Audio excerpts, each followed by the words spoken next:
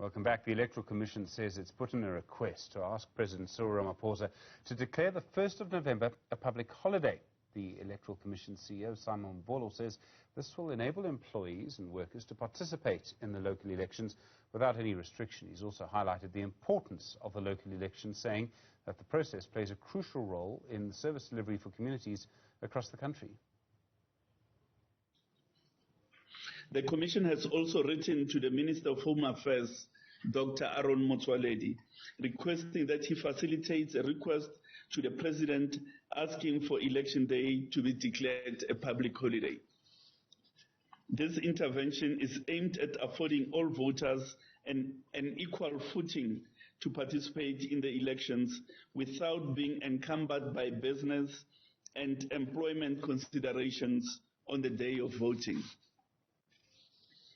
Participation in the local government election is important as municipal councils play a crucial role in providing services that directly affect people on a daily basis.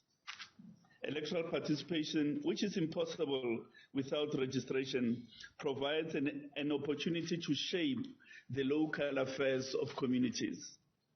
Local government will be strengthened by participation of sectors of our society, especially the youth, persons living with disabilities. We therefore call on every eligible voter to register over the weekend, and for those who have moved or changed address, to use this unique opportunity to amend their registration details.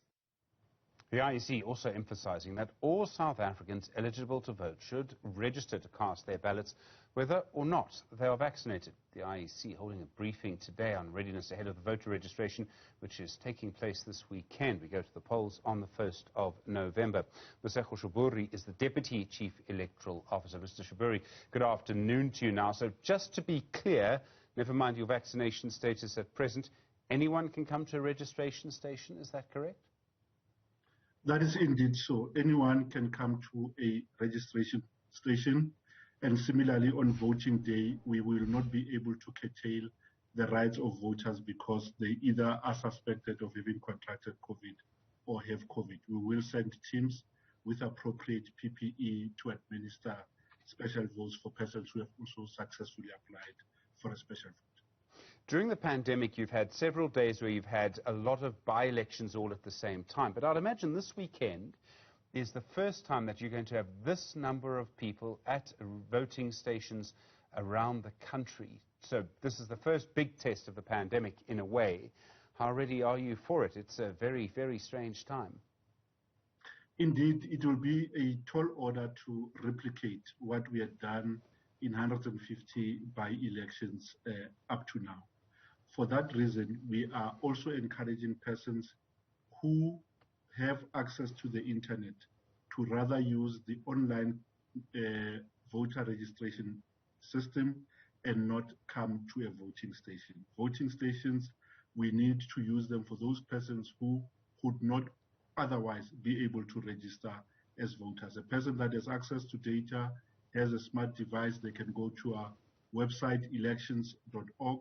All that they need to do is to create a profile, receive a one-time PIN, validate themselves, scan an image of their ID document, and that is the extent of the registration process online. This coming weekend is also an important test of everything ahead of the elections. I mean, it really is a big weekend. At this stage, do you have the resources that you need for everything this weekend and then for the elections?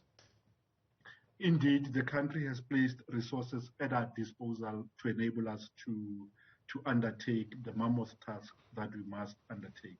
The only thing that we had not been funded for was PPE as it related to elections. We have received confirmation from the National Treasury that that has been resolved, and we will receive the funds to procure the necessary PPE for voting day.